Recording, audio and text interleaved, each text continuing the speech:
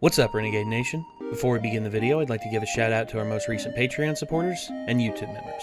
Silverstorm Forge, Marvin Glassburn, Charaday Raider, Sushi Overdose, Saren G. Tiso, Data, Big Geek, Strictly Psycho, Barnard Maddox, Logan Moreau, Eric Smith, Ellie B, Ultra Chara, Amory Dunlap, Joshua Selbishka, Randy Cheney, Fall of Man 20, Sec Clark, Neck, Anthony Greisel, Garrett McKinney, Miss Chris, Arnold, Richard Black, Mr. Happy, Marshall Selden, Tack Cap, Gray Shield, and as always, I'd like to give a big shout out to our executive producers, Joshua Fix, The Gimpster 101, Bevan Brummett, and welcome our new executive producer, Vincenzo. Thank you all very much for your support. If you wish to become a YouTube member, click the join button, which is down by the subscribe button down below. And if you wish to check out our Patreon, feel free to click the link down below in the description to find out more.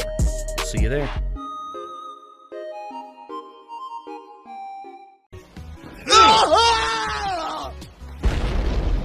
Oops. Well, there goes the power. All right, open the door. Crack open some more of these. I just hate boxes. Boxes killed my parents.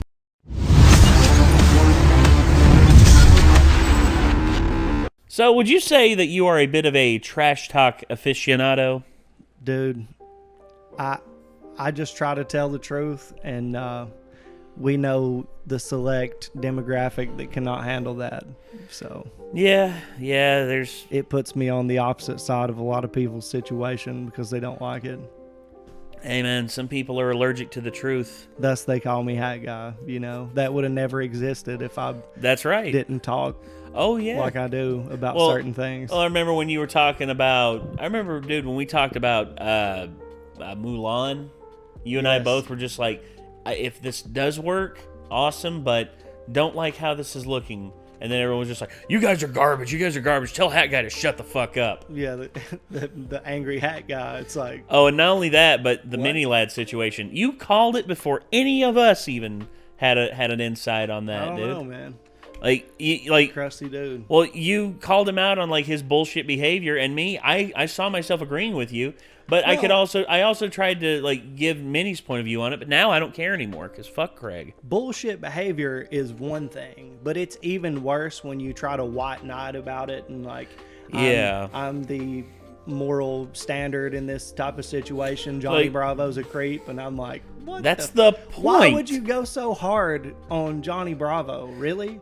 And he's an idiot. That's the point. Yeah, nobody thinks that he's a beach-bodied, pompadour-haired buffoon. That's the idea. It's literally a character of the stereotype of the guy that won't stop hitting on chicks and take a social cue and realize this isn't working and that he's not the man. Yeah. Like, it's making fun of that, not making that the cool guy to be.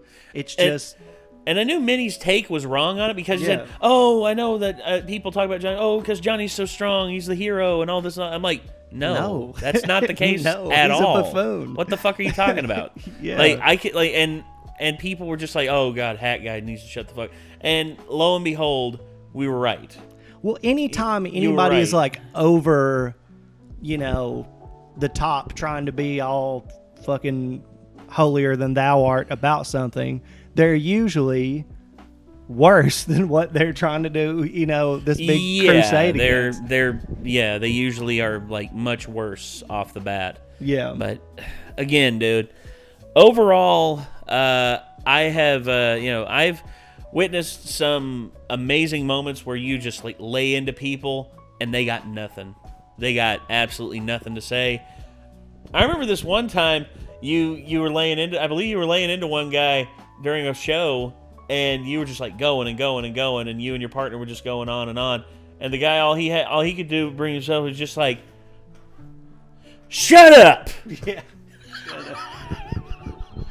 We've had a lot of situations where we go on too long. I mean, it's just so fun. It's so fun to talk shit. Well, here's the thing: if it goes on too long, but it's still funny, that's the thing. I mean, because You see, I know jokes can drag on, because here's the thing. I drag things out sometimes when I don't need to. Yeah, I do. No. I drag things out way too long what we sometimes. do. And this is something that I've had to work on over the years. I used to be a lot worse. Like, go back and watch our Captain America Civil War reaction. A 2.5-minute trailer that is a 58-minute long reaction. Fuck. I think our reaction to the Conjuring trailer is like 20 minutes long. I swear. Well, because, you know, Nikki got to meet, what's his name? Patrick Wilson. Oh, yeah. And took our pictures to get autographed. I got him to autograph the one that was... I met him, too. He's a very nice guy. In Big Stone. Yeah. I was in the church scene. Oh, yeah. Yeah. Okay. This was when he came back. He played a show with his brother at the little venue there in Big Stone. And Nikki went and saw him play like the bongos and all kinds of shit. Yeah. I could just see him on the bongos just like... Yeah. I got him to sign that picture of him from Insidious where the little red demon's over his shoulder. Yeah. Yeah. I love that shot, dude. And he's a really down-to-earth guy. I remembered, like, when we were shooting, I was on my way... I went back in the back to, like... Because they told us like they had like drinks back there and like snacks and everything. By the time I got back there, all the drinks were gone. But I took orders from like everyone who was in the back of the church. Like, anybody want a donut? And then like I had like 4 donuts on a plate coming out. And then all of a sudden, as I'm walking back, I hear someone say, "Hey man, where'd you get those?" I turn around, I'm like, "Oh, they're back and it's Patrick Wilson." I'm just like, they're back there, man. Hey, you want one off here? And he's like, "Oh no, I'll send someone to get it. I just didn't know where they were." And I'm like, "Okay, cool. Holy shit." Yeah. And then also had a weird interaction with Jenna Elfman. Her bouquet fell apart, and she was like trying to pick it up off the ground. And I walked up and I grabbed a piece of it and I handed it to her, and she was still in character, was just like, "Thank you so much." And I'm like, this is not Dharma. Yeah. From Dharma and Greg, I was just like, this is not Dharma. Like, because that was her regular voice. I'm just like, oh, she's in character. Yeah. She's method acting right now. Cool. Yeah. And then Ashley Judd was trying to get her wire up there for her microphone. She threw her dress up in front of God and everyone and just like ran the thing up her dress. And then Whoopi Goldberg was handing out water in the back. And I go up and I grab like 3 or 4 waters. I'm like, "Thank you so much, Miss Goldberg." And she goes, "It's Whoopi, honey." I'm like, "Oh, damn. She's sweet." Yeah. So here we are again. Chill people, man. Yeah. Sometimes they are chill. Sometimes they're decent people. Anthony LaPagia, he was in the back. I don't think anyone saw him. I don't think anyone saw him until it was time to shoot. I think he hated it here. But, well. Yeah, well. Not everyone's like that. Or not everyone's cool, but... Oh, is no. what it is. I just saw this is the worst trash talk The attempt. worst. No. I want to see... Oh, god dang it. It did it again. Hold on a second. And change it up. Said change it up. There we go. Okay. It's doing this weird thing with where I'm still getting used to this TV and everything. It's like, oh, this is display 1. I'm like, no, this is display 1. But no, this is display 1. It's I'm like like the meme with the Spider-Mans pointing at each other. Yeah, it's like, you. All right. Anyway, let's go ahead and get this up on screen. Let's see what happens. Here we go. Trash talking is not as easy as some of the big stars in MMA like Conor McGregor, Daniel Cormier, and Chael Sonnen make it look. Just ask Colby Covington. Sure, everybody can think of a clever line after the fact, or maybe you had a pre-written line that you thought was funny, but to be in the middle of an extended war of words while maintaining the level of trash talk that fans have come to expect due to the amount of smooth talkers in the sport these days, that's no easy task. DC, stop. And today we're going to count down 10 times the trash talk utterly failed. Get your goggles and welding masks on because we're going to be reaching critical cringe levels on this one. I'm Tommy from MMA On Point, and these are the top 10 worst trash talk attempts in MMA history. Number 10. Dominic Cruz back in Nam. Our first entry on the list proves that even the best trash talkers in the business can sometimes have a bad moment. Dominic Cruz is known for humiliating his opposition in exchanges just by the sheer power of his dismissiveness. That's all you gotta say. You got no reasoning. You got no backup. You got holes in your game and I hit harder than you. Those are both opinions. There's no facts behind it. But during the UFC Unstoppable tentpole press conference back in 2016, Cruz laid a real stinker during a lengthy exchange with longtime rival Uriah Faber. The two went back and forth several different times during the lengthy press conference, so maybe Dom just ran out of ideas when he hit Faber with this gem. Last time you won a title that meant anything was in Nam, man. Bro. All the way back at Nam, dude. Is that, like, you haven't won nothing. You haven't won since Nam, as in Vietnam, as in the Vietnam War. This one is confusing for so many reasons. If you were going to exaggerate the length of time... Now, you see, time exaggeration is one thing. It's like, bro, you haven't won a title since Moses parted the fucking sea. What are you talking about? Right. That's relatable and funny in certain ways, but you see, But back it's in still Nam, a stinker. Even parting the Red Sea, it'd be like, ha ha, yeah, you won the title when you were in elementary school with Abraham. yeah, It's like, yeah, it's lame. again, dude. It's just like, what would make it more effective is like to talk about where Faber did win. He won it in WEC, which was absorbed into the UFC and ceased to exist. Yeah. And thus he has never been a champ in the UFC. It's like, dude, the last organization you were a champ for doesn't exist anymore. Yeah. That would be more effective. Yeah. I think that'd be a lot more effective. Yeah. Anyway, but that's not a good one. Dom, Not a good you one. can do better, Dominic. It's been since Faber has won a major fight. Why not say something like you haven't won since the Industrial Revolution? Or last time you won, dinosaurs walked the earth. Instead, Dom went with Nam to the bewilderment of Faber. Look at his face. The line was weak at best, especially for such a strong verbal sparrer like Cruz. But the delivery just made it all the more hilariously bad. If it doesn't land once, don't try it twice. These press conferences really should only be about 10 minutes. The fighters just eventually run out of insults to hurl. Number 9, Yeah. Michael Johnson's dinner plan. Is this with Here again is an Gaethje? example of two fighters who aren't exactly going to be winning any battle raps in the near future. Forced to Is talk this to each when other he- during a lengthy press conference. I remember this one. He kept using the inbred excuse against Justin Gaethje. He was like, "Dude, you are so inbred. You know how inbred you are? Your sister and your cousin are the same person." It's like, funny. yeah, it's like, but he kept railing on and on about it. Like even after the press conference was over, he was following him down the hallway, still talking shit to him. And Gaethje was just like, I'll see you on Sunday, man. I'll see you on Sunday. What the fuck ever." Wow. And then they both went at it, and Gaethje knocked his ass out. Where the expectation from the fans is that everybody is Conor McGregor. Back in 2017, Michael Johnson had the unfortunate pleasure of welcoming human weeble wobble Justin Gaethje to the UFC. Now, there are a few silly exchanges during the presser between the two, like when Gaethje says Johnson won't be able to swim in his deep waters, and Johnson replies, Deep water, I don't need to swim. I do all my fighting on land, player. "Got him, fighting on land, Justin." But the real crowning jewel here happened a few moments later when Johnson responded to Gaethje's claim he was going to break him piece by piece. But little did Justin know, Johnson doesn't do piece by piece. I eat my shit whole. I don't fucking take piece by piece. Oh! Chew on nothing the whole time. I'm gonna fucking eat you for dinner, boy. Save nothing for leftovers. You are. Nothing for It's gonna be leftovers. easy. Okay, eating his shithole wasn't the worst line ever, but what does he even mean in bad. regards to fighting? That's What not is the good. analogy of not chewing your food to what he does in the cage? And the way this food analogy progressed is just amazing. Not only does Johnson intend to eat Gaethje whole, but he also needed to specify that there would be no leftovers. Do not ever try to split a pizza with Michael Johnson. You will get nothing.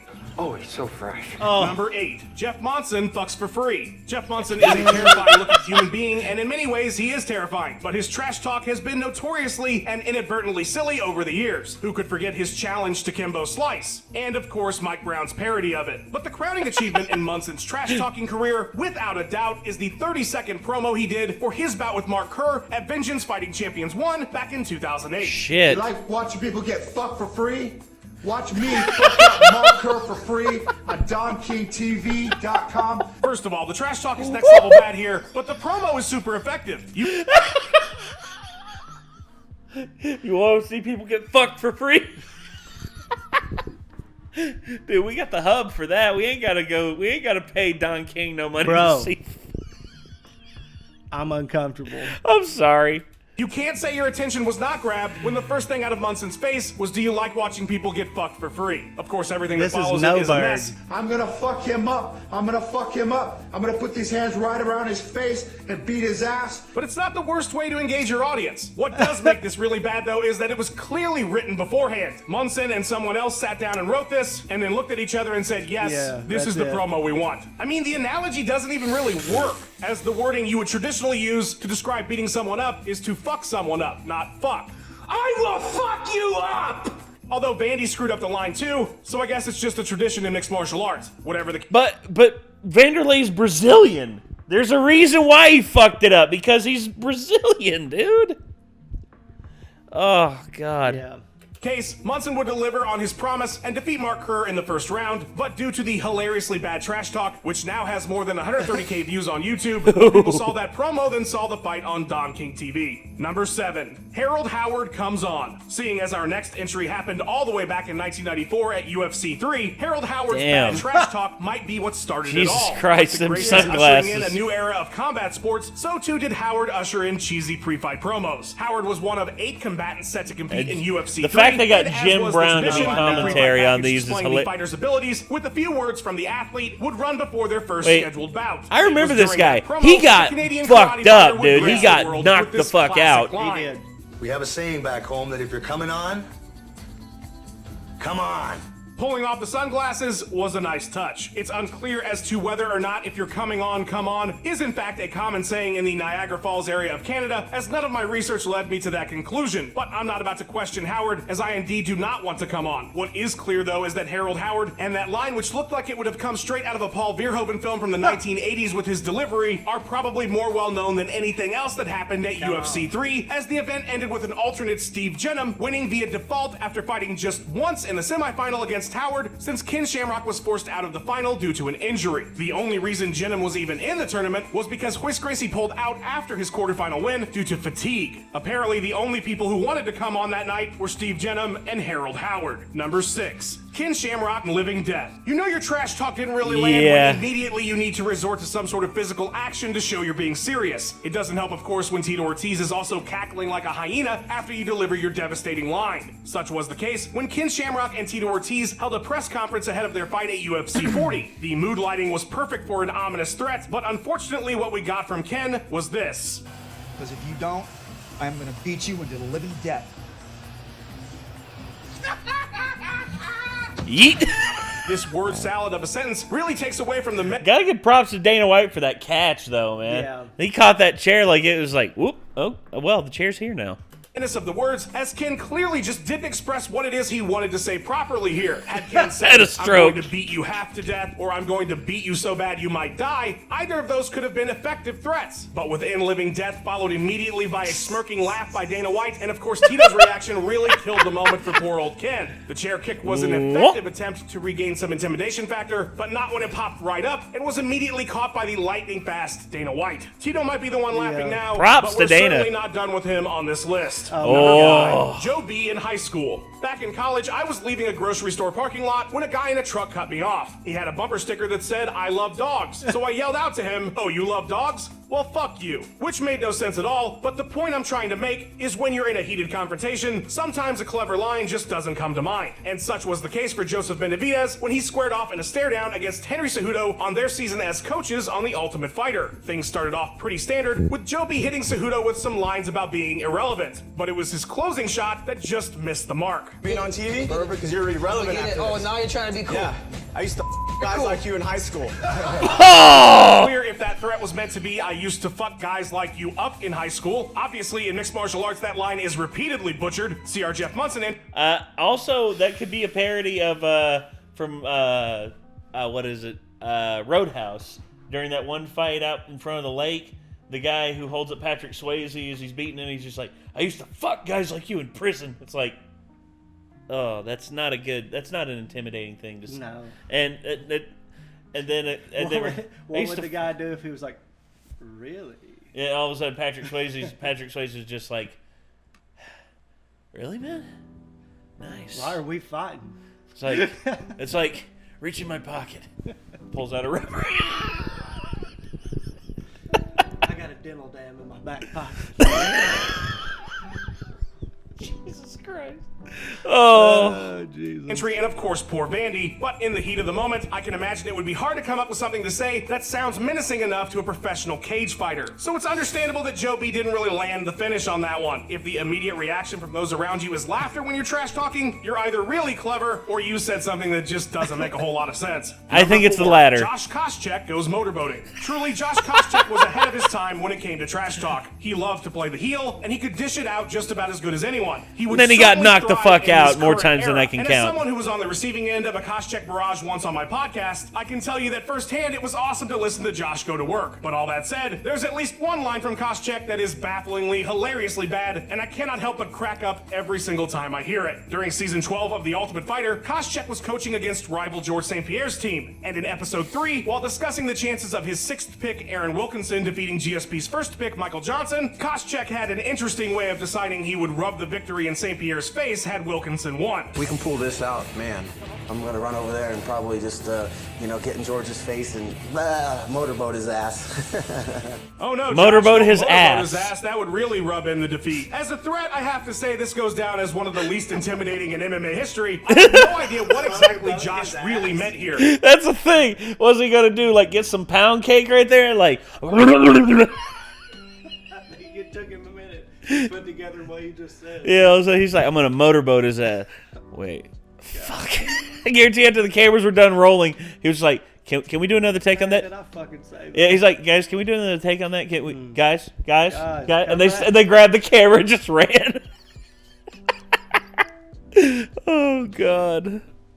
But whatever it is he meant, I think it might have come out hilariously not how he meant. There's just no way. Although that said, he does do the motorboat motion. So maybe it is how he meant it. Whatever the case, trash talking is hard. I can totally see though why the producers of Tough, who probably have 60 hours of footage to sift through every week, decided to keep that insane line in there because it's just so bafflingly silly. It really just came out of nowhere, but that's part of what makes it so funny. Speaking of trash talk on The Ultimate Fighter that really misses the mark though, Number 3, David Tamer's underwear. Oh, Being no. in proximity to Conor McGregor does not in fact make you Conor McGregor. And there is no better example of this being true than when on episode 6 of The Ultimate Fighter 22, Team McGregor and Team Faber got into a bit of a dust-up. McGregor was sowing the seeds of dissent amongst Team Alpha Male as it related to TJ Dillashaw. Where's the little weasel? The little You rat. got Dwayne with him?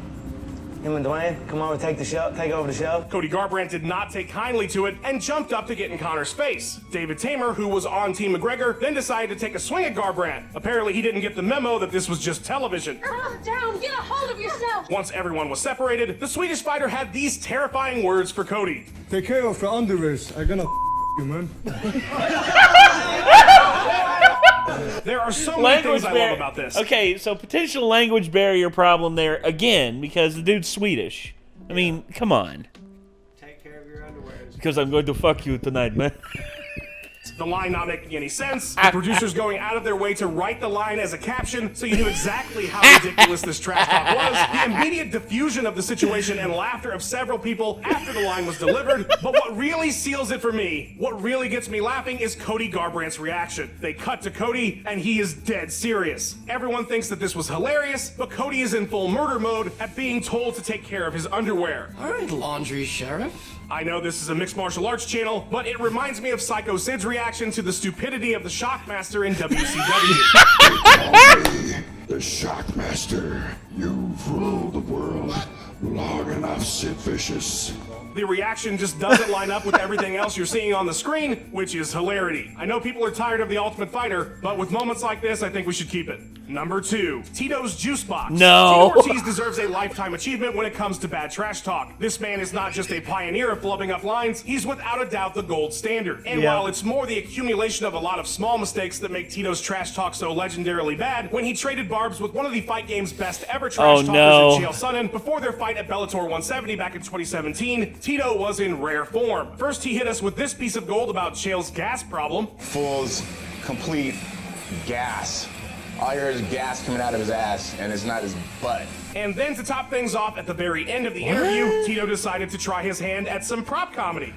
And on January 21st, Chael Sonnen is gonna get smashed.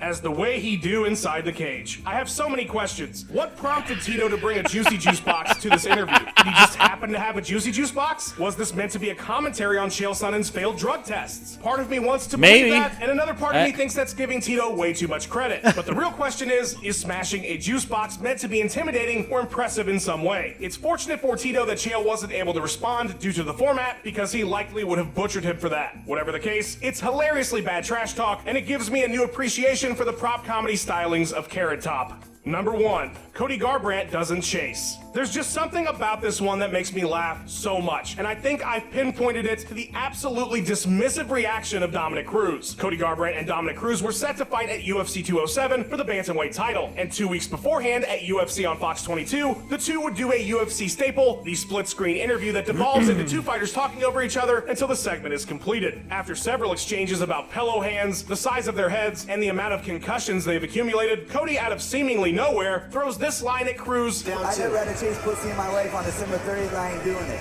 And immediately is dismissed. What are you talking about? What are you talking about? We'll see. I love that Cody just repeats, "What are you talking about?" like a child in an argument with another child. Cruz, who is a total pro, is trying to sell the intensity of the rivalry and the fight, but cannot help but laugh at this ridiculous line. Never has trash talk been more immediately ruined than by Cruz's completely dismissive, "What are you talking about?" It truly is a thing of beauty. I thought maybe at first Cody meant that he would not be chasing Cruz around the cage, or I guess Cruz is a pussy maybe was the point, but none of it really holds up with the rest of the conversation or makes any sense. But it is telling that Cody mentioned the date of the fight, which makes me believe this was a line he had in his back pocket ready to go. Has nobody learned anything from George Costanza's Jerk Store line? Well, the Jerk Store called. They're running out of you. While this is the funniest part of the interview, if you have a chance, you need to watch it in its entirety. It really is a comedy masterpiece. It's all good. They'll be busted on your face. No, I hope so. It'll be fun. I'm gonna eat everything you got. Thanks for watching. Please give us a like and subscribe. We've got 3 new videos or more for you every single week. Let us know in the comments below. You can find MJ, our editor for this video. Okay. I'm just gonna be honest here, man. People need to, like, if you're a fighter, I would try and take at least a little bit of improv lessons, you know? Do, like, improv exercises, shit like that. It's easy for people like me and you to say, man. There's a well, lot it is. Well, there's a lot that goes into them fighting, and I'm not going to even pretend I'm nothing like these guys. We just watched these guys do something that I guarantee you they have tried to prepare for, and they just do not have it. Just like we may not be able to have their ability to fight and get in the physical shape that they do. Well, I see people like Cody Garbrandt. I see people like... I see walking mountains like Brock Lesnar, and I'm just like... But he can't talk like you. No. Not in a million years. Well, that's why he always needs Paul Heyman to talk for him. So that's what I'm saying. Like, My some client. of these people, there is no hope for when it comes to that. True. Not everybody's AJ Styles, man. That guy really blossomed on the mic later in his career. He got really good. Yeah. And I think he took cues from Ric Flair. Like, even though that run that he did with Ric Flair was pretty, like shit back in TNA, he took some cues. He's just like, you know, maybe I could work at this and get better on the mic. Now he's a freaking god on the mic. He's pretty good. Samoa Joe is also really good too. Oh, yeah. Samoa Joe is his shit talk with Brock Lesnar. Like when Brock Lesnar was like trying to talk and looked over at Roman, he's like, hey, you look at me when I'm talking to you. Yeah. It's like, Jesus, talking to Brock Lesnar like that. It's great. Love it, dude. But yeah, these guys, they're much better at what they do than talking about it. This is true. A lot of them. This is true. And in all honesty, I don't know how I would... If you told me I had to fight one of these dudes and all I had to...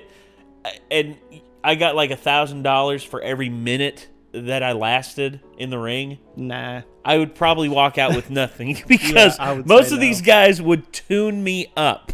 Like, the only thing I would probably have an okay time with is like the smaller guys, and even then, all they'd have to do is like grab a leg and twist. Yeah, I'm just not even fucking with any of that. I see people like Cody Garbrandt, you know, like friggin' fast as hell, and like Dominic Cruz. Oh my god, dude, these guys are scary. And honestly, it doesn't matter if they were bad at trash talking, because in all honesty, what matters is what they do in the ring. Exactly. And what they do in the ring is destroy each other. Well, their lives are dedicated to it. Yeah. You know, you don't want to fuck with somebody when they're the master of a craft and you're not even training. Like, what kind of a idiot will you have to be? You know what I'm saying? Oh, I'd be one of those wannabe tough guys that you see on like the Share Dog forums, just be like, oh, bro, if I was in the ring with George St. Pierre, bro, I'd fuck George St. Pierre up, bro. You don't even know. Like, I'd black out, and George would be on the ground. He'd be begging me to stop. Exactly. That's what they always say. All the tough guys always say that. It's like, I just black out, bro, and I go into like pure instinct mode, you know? That's all they say. They don't actually like no fear. Yeah, it's like I turned into a fucking animal, bro. It's like these wannabe like okay, all right. I'm not being serious with you. Yeah. It's like one of these wannabe like tough guys we run into around here. You know, they always show up and they always got like their chest puffed out like there's some sort of rooster. They're just like, "Hey, motherfucker, what's going on, huh? What's going on?" Over that shit, man. Yeah, they're just like got their got their traps up like this, trying to look as big as possible. And meanwhile, there's like, what is it with the fat guys that do that? Oh, the fat guys. The ones who have like the man boobs that go out to the side. Oh yeah, and you know the super titties. And they'll make it like they're fucking swole because of that. No, you're swole all right. It's just there's no muscle. You're a marshmallow. Yeah, Jello jiggler. Yeah. You suffer from turkey neck, tank ass, and tank ass. What the hell is that? That's from Eddie Murphy's Nutty Professor. He's like, we see here that this person is suffering from gelanophobia. Look at a jiggle. Look at a jiggle. And then we have a person here who's suffering from turkey neck, and a woman over here who's suffering from something called tank ass. Tank ass. That's funny as hell. I love it. Dude. The clumps, they were the best. Yes, they were. And honestly, I could probably trash talk a little bit, but honestly, if I were to try and get in the ring with these guys, I'd get my ass whipped. Yeah, but not even playing with it. Nope.